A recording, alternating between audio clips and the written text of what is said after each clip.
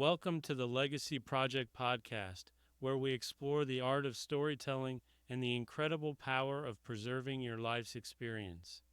I'm your host, Don Fessenden, and today we're diving into a vital and often overlooked topic: capturing the cultural heritage of your family.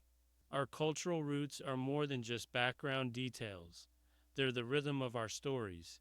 They shape the way we speak, eat, celebrate, mourn, and connect. Whether your family heritage is rich with traditions passed down through generations or you're working to rediscover it yourself, recording your cultural history is one of the most meaningful gifts you can leave for future generations. In this episode, we'll talk about why cultural identity is a powerful storytelling element, how to capture it with authenticity, and how to pass it on so it doesn't fade with time. Let's dive in. Your cultural heritage is the lens through which much of your family's story unfolds. It might be defined by language, religion, food, celebrations, music, or values passed down over time. These are not just details, they're living threads in the fabric of your identity. I've worked with many storytellers who've said, "I never thought my background was interesting enough to write about." But here's the truth: your culture is your fingerprint. It's unique and it's powerful. When you capture your heritage in writing, you're preserving more than a personal memory. You're preserving a shared history, a history that can easily be lost in a generation if it isn't recorded. Cultural identity connects past, present, and future. It anchors us, and it teaches those who come after us where they come from. Cultural heritage isn't always found in history books.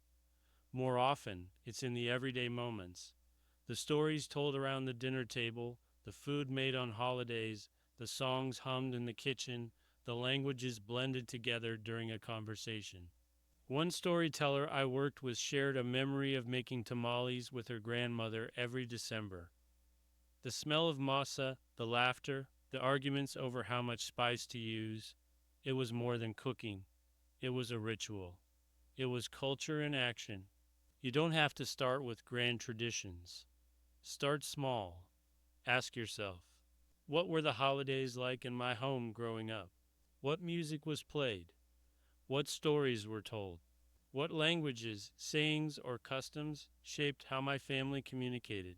Even if your family's traditions have faded or been lost over time, your search for them, your curiosity and desire to reconnect, is a powerful story in itself. If you want to capture the cultural heritage of your family, start by listening. Talk to your elders. Ask about traditions, origins, migrations, and the stories behind them. Some powerful questions to ask include: what traditions did your parents or grandparents bring from their homeland? Are there family recipes that have been passed down for generations? What values were most important in your household growing up? What were weddings, funerals, or holidays like in your childhood? Did your family experience cultural discrimination or pride in their identity? How did they respond? When you give space for these stories, people open up. You'll often uncover wisdom, struggle, resilience, and beauty. Sometimes you'll even hear stories that no one has told before. Culture is not static. It evolves over time, and that's important to capture too. Maybe your family blended traditions from multiple cultures. Maybe you're the first in your family to grow up in a different country or speak a different language. Maybe you've redefined your connection to culture in your own way. This is all part of your story. It's okay to write about the tension, the loss, and even the reclamation of culture. I've spoken with people who felt disconnected from their roots because of immigration, assimilation, or generational silence. But through storytelling, they began to rebuild the bridge back to who they are. Cultural heritage doesn't have to be perfect or complete to be powerful. Even the act of searching, questioning, and rediscovering is part of the legacy you leave. Now let's talk about how to preserve what you've discovered. Cultural heritage deserves to be documented in a way that future generations can see, hear, and feel. Here are a few creative ways to do it. Create a cultural memoir that weaves together personal stories with cultural background. Record family recipes alongside the memories and people associated with them. Collect photographs, songs, and heirlooms and write the stories behind them. Create a family cultural map, tracing where your ancestors came from and how your traditions evolved. Write letters to future generations explaining why certain traditions matter and how to carry them forward.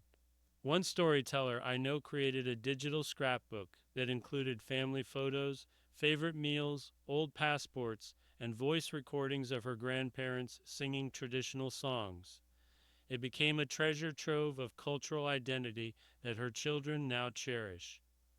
As we wrap up today's episode, I want to leave you with this. Your culture is not something to be tucked away in the past. It's alive in you right now. You are the bridge between those who came before you and those who are still to come. By capturing your family's cultural heritage, you honor that bridge. You preserve the stories, the flavors, the wisdom, and the soul of your ancestors, and you pass it on. If today's episode inspired you, I encourage you to start small. Write down a tradition, record a conversation with a loved one, recreate a dish, and write the story behind it. And if you're looking for tools to help guide your legacy writing journey, check out my book, The Legacy Project, a guide to sharing your story. Thank you for joining me today on the Legacy Project podcast. Your culture matters, your voice matters. Start writing, start sharing, and leave your mark. I'll see you next time.